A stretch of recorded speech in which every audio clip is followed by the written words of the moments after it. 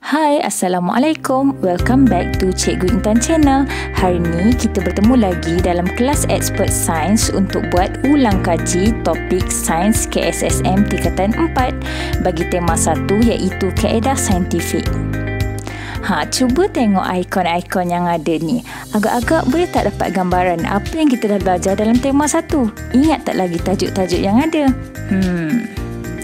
Berapa pula topik yang ada? 3, 4, 5. Ada 3 topik. Yang pertama, bab 1, langkah keselamatan dalam makmal. Bab 2, tentang bantuan kecemasan. Dan bab 3, teknik mengukur parameter kesihatan. Dah dapat tak gambaran apa yang kita dah belajar sebelum ni?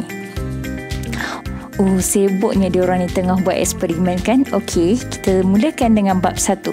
Bab 1, langkah keselamatan di dalam makmal. Dalam bab 1, 1.1 peralatan perlindungan diri, 1.2 pembuangan bahan sisa dan 1.3 pemadam kebakaran. Jom kita lihat satu persatu. Untuk unit 1.1 peralatan perlindungan. Peralatan perlindungan terbagi kepada 2 iaitu peralatan perlindungan diri dan peralatan perlindungan makmal. Peralatan pelindungan diri, kita ada pelindung mata, penutup hidung dan mulut, sarung tangan, kod makmal dan juga kasut bertutup. Pelindung mata kita gunakan goggle dan untuk penutup hidung dan mulut kita gunakan mask. Untuk peralatan pelindungan makmal, kita ada kabinet aliran lamina, kebuk wasap dan penyiram kecemasan bersama dengan pembilas mata. 2 dalam 1. Okey, untuk kabinet aliran lamina dan kebuk wasap hampir sama, cuma beza kalau awak tengok kebuk wasap ni dia nampak macam ada kabinet dekat bawah. Okey, ni kalau kita dapat fokuskan gambar penyiram kecemasan dan juga pembilas mata. Pengurusan sisa biologi dalam unit 1.2. Apa yang kita perlu tahu, ada 3 perkara yang penting iaitu bahan yang boleh dibuang atau tidak ke dalam sinki, cara mengurus sisa biologi dan juga langkah mengurus kemalangan di makmal. Untuk bahan yang boleh dibuang ataupun tidak ke dalam sinki, sebelum ni kita dah tahu bahan yang boleh dibuang dalam sinki adalah bahan cecair ataupun bahan kimia yang berkepekatan rendah. Manakala yang tidak boleh dibuang dalam sinki adalah bahan kimia yang berbahaya, logam reaktif dan cecair kimia yang berkepekatan tinggi. Jadi kita lihat tentang cara pengurusan sisa biologi. Pengurusan sisa biologi diuruskan mengikut kategori. Untuk kategori A adalah peralatan tajam, kategori B adalah pepejal tidak tajam dan kategori C adalah bangkai dan organ, kategori D adalah cecair. Dah lupa cara-cara pengurusan sisa-sisa ni? Okey, cikgu akan jelaskan. Untuk kategori A iaitu peralatan tajam macam pecah gari ke, jarum, gunting, pisau, ia perlu dimasukkan dalam bekas khas, tidak perlu di-autoclave dan disimpan dalam bekas yang selamat sebelum dilupuskan. Untuk kategori B iaitu pepejal yang tidak tajam macam sarung tangan, tisu, kain, ia perlu dibungkus dan dimasukkan dalam beg plastik biobahaya. Ia perlu di-autoclave dan kemudiannya dimasukkan di dalam tong biobahaya. Untuk kategori C pula iaitu bangkai atau organ ataupun haiwan makmal ke, haiwan uji kaji ke, ia perlu dibalut dahulu dengan kertas tisu, dibungkus rapi dalam beg plastik biobahaya dan kemudian disejuk beku sebelum dilupuskan. Untuk kategori D, darah ataupun serum, ia perlu dinyah kontaminasi secara autoclave, kemudian dilupuskan secara terus ke dalam sistem kumbahan. Langkah mengurus kemalangan dalam makmal. Ada 2 kemungkinan kemalangan yang akan berlaku dalam makmal. Yang pertama, tumpahan bahan kimia dan yang kedua, tumpahan merkuri. Untuk tumpahan bahan kimia, sekiranya berlaku, kita perlu beritahu guru atau pembantu makmal. Kemudian jauhi kawasan tersebut. Yang ketiga, sekat tumpahan dengan pasir di mana kita perlu jadikan ia sempadan supaya ia tidak merebak. Yang keempat, kaut tumpahan bahan kimia tersebut dan yang kelima, buang ia dengan selamat. Tapi tugas ni bukan kamu yang buat ya, pembantu makmal atau guru yang akan buat. Okey, untuk kemalangan yang kedua iaitu kemalangan tumpahan merkuri. Sekiranya berlaku, kita perlu beritahu guru atau pembantu makmal. Yang kedua, jauhi kawasan tersebut, jadikan ia kawasan larangan tau. Yang ketiga, tabur serbuk sulfur untuk menutup tumpahan. Yang keempat, hubungi bomba. Dan yang kelima, kita tunggu sahaja tindakan bomba. Sebab merkuri ni adalah bahan logam yang reaktif, yang sangat berbahaya dan mudah meroap. Kita masuk pada unit 1.3 iaitu pemadam kebakaran. Dalam gambar ni ada tunjuk 4 kan? Ya, ada 4 jenis pemadam kebakaran. Antaranya yang pertama jenis air yang dilabelkan dengan warna merah. Kemudian jenis buih, label warna krim. Yang ketiga, jenis karbon dioksida, label warna hitam. Dan juga yang keempat, jenis serbuk kering yang dilabel dengan warna biru. Dan ada 2 lagi tambahan iaitu selimut api kebakaran dan juga pemadam api ABC. Air batu campur ke? Tak. Okey, kita tengok apa itu pemadam api ABC dan juga selimut kebakaran. Pemadam kebakaran ABC iaitu ia sesuai digunakan untuk semua jenis kebakaran, tidak berbahaya kepada hidupan, mudah diselenggara dan kelembapan yang terhasil adalah lebih lama. Disebabkan itulah pemadam kebakaran ABC ni antara yang paling famous tau. Okey, seterusnya selimut kebakaran. Ia diperbuat daripada 2 gentian kaca. Ia boleh memadamkan kebakaran kecil atau sederhana yang susah dipadamkan oleh air. Selalunya kita gunakan untuk menyelamatkan mangsa yang terperangkap dalam kebakaran. Macam mana cara nak gunakannya? Jadi kita lihat kaedah penggunaannya. Ingat, tanggal, hala, tekan rata. Tanggal, hala, tekan rata. Maksudnya, tanggalkan pin keselamatan. Yang kedua, hala. Halakan ke dasar api. Yang ketiga, tekan pemicit atas alat pemadam kebakaran. Yang keempat, rata. Ratakan semburan dengan menggerakkan muncung dari sisi ke sisi. Macam itulah cara penggunaan yang betul. Kena ambil tips ni betul-betul tau. Sebab kalau kita tersalah guna, boleh jadi kebakaran tu tak dapat dipadamkan. Untuk tajuk yang seterusnya dalam bab 2 iaitu bantuan kecemasan. Tengok gambar tu, ada orang tengah masuk ambulans kan? Untuk bantuan kecemasan ada 2 jenis iaitu CPR dan juga HM. HM ni adalah Heimlich Maneuver. CPR dilakukan kepada mangsa yang tidak bernafas, tiada respon dan tiada denyutan jantung dan nadi. Ianya dilakukan dengan cara selang-seli 30 tekanan dada dan 2 kali hembusan mulut ke mulut.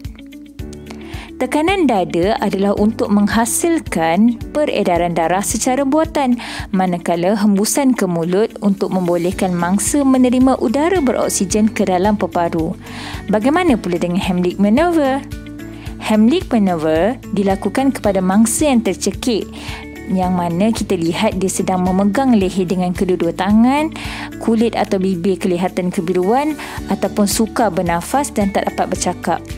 Cara-caranya ialah dengan cara kita sentak dengan kuat ke atas dari bahagian perut. Perut tu maksudnya di atas pusat dan di bawah rusuk. Ia memerlukan bantuan orang lain untuk melakukannya. Jika tiada orang, kita letak tangan di bawah rusuk pada penyandang kerusi, bongkokkan badan, tolak badan pada kerusi dengan kuat.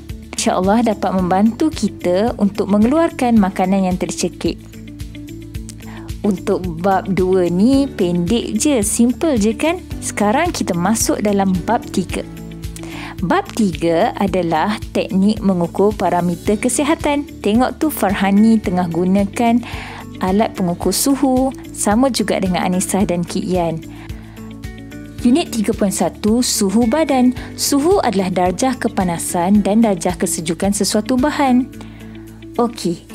Untuk suhu badan, ia perlu diukur dengan sesuatu alat pengukur iaitu termometer.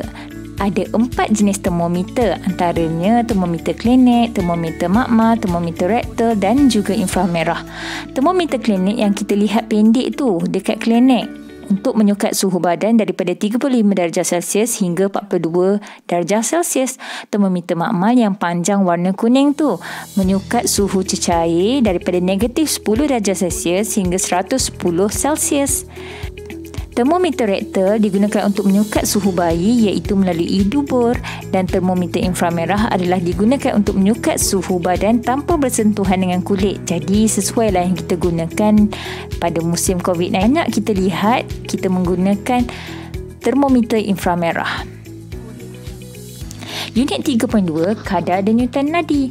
Bagaimana kadar denyutan nadi dapat diukur? Kadar denyutan nadi diukur dengan kiraan bilangan degupan jantung dalam masa 1 minit. Faktor yang mempengaruhi kadar denyutan nadi ada 3, jantina, umur dan juga aktiviti fizikal. Untuk jantina, bagi wanita ataupun perempuan, kadar denyutan nadinya adalah lebih tinggi berbanding dengan lelaki. Untuk umur, bagi bayi lebih tinggi berbanding dengan dewasa dan juga warga tua. Untuk aktiviti fizikal, bagi orang yang aktif adalah lebih tinggi kadar denyutan nadi berbanding dengan tidak aktif. Sekarang kita masuk pada unit 3.3 iaitu tekanan darah. Ada 3 perkara yang kita perlu ambil tahu tentang tekanan darah, iaitu tentang alat pengukur, bagaimana bacaannya diambil dan juga kategori. Untuk alat pengukur, ia menggunakan sphygmomanometer. Untuk bacaan, kita lihat pada paparan skrin ada SYS iaitu tekanan sistolik, DIA tekanan diastolik dan PUL adalah pulse kiraan nadi dalam 1 minit. Okey, seterusnya kategori. Bagi kategori, kita dapat lihat ada kategori tekanan darah saiz. Untuk kategori ataupun klasifikasi tekanan darah bagi orang dewasa melebihi 18 tahun, kita dapat kategorikan ataupun klasifikasikan mereka berdasarkan bacaan tekanan darah sistolik dan juga tekanan darah diastolik. Untuk optimum, kurang daripada 120 dan kurang daripada 80. Untuk normal, kurang daripada 130 dan kurang daripada 85. Untuk prehipertensi iaitu berisiko 130 hingga 139 dan 85 hingga 89. Hipertensi peringkat 1 iaitu tekanan darah peringkat 1 140 hingga 159 dan 90 hingga 99. Bagaimana kita mengklasifikasikan tekanan darah bagi manusia? Dengan cara kita melihat bacaan tekanan darah sistolik dan juga tekanan darah diastolik. Tekanan darah sistolik adalah lebih besar berbanding tekanan darah diastolik. Antara kategorinya adalah tekanan darah rendah, optimal adalah tekanan darah rendah, normal, prehipertensi adalah berisiko, hipertensi darjat 1 tu adalah tekanan darah peringkat 1 diikuti dengan peringkat 2, peringkat 3 dan juga kronik. Unit 3.3 adalah indeks jisim badan ataupun body mass index BMI. Tengok dalam gambar tu, dia happy bila berat badan dia turun dan dia sedih bila berat badan dia naik. Apa maksudnya tu ya? Kita lihat BMI. BMI, bagaimana dengan formula dia? Bagaimana dengan kategori dia? Bagaimana dengan cara untuk mendapatkan berat badan ideal? Formulanya adalah berat dalam kg bahagi tinggi darab tinggi. Maksudnya berat bahagi tinggi kuasa 2. Pakai kalkulator ya untuk buat pengiraan ni. Untuk kategori pula, selalu kita cakap gemuk ke, kurus ke. Tapi untuk BMI, kita lihat untuk kurang berat badan adalah kurang daripada 18.5. Untuk normal, 18.5 hingga 24.9. Untuk lebih berat, iaitu 25 hingga 29. Untuk obes tahap 1, 30 hingga 34.9. Obes tahap 2, 35 hingga 39.9. Dan terlampau obes ataupun sangat obes adalah lebih daripada 40. Bagaimana cara kita mendapatkan berat badan yang ideal? Daripada BMI tadi, kita boleh tentukan sama ada kita dalam kategori yang mana. Kalau kita kurang berat badan, jadi kita perlu amalkan pinggan sihat Malaysia, makan pada waktunya, ambil snack padat dengan nutrien, makan makanan yang berkhasiat. Tapi sekiranya berat badan kita berlebihan, kita kena kurangkan jisim badan kita dengan cara tetapkan sasaran realistik dalam seminggu. Maksudnya dalam seminggu tu kita target berapa yang kita nak kurangkan. Pantau dan rekod bacaan jisim kita, mengubah cara pemakanan dan makan makanan sihat secara sederhana. Dan juga bersenam. Maksudnya kita banyakkan aktiviti supaya sentiasa berpeluh dan dapatkan sokongan orang yang terdekat. Alhamdulillah, seperti dalam gambar, kita rasa seronok sangat sebab kelas kita dah berakhir. Kamu dah berjaya ulang kaji tema 1, bab 1, 2 sampai bab 3. Mudah je bukan? Untuk latihan minggu ini, jawab kuis Google Form pada link ini. Terima kasih saya ucapkan pada kamu semua. Assalamualaikum. Jangan lupa like, subscribe dan share Cikgu Intan Channel. Assalamualaikum. Bye.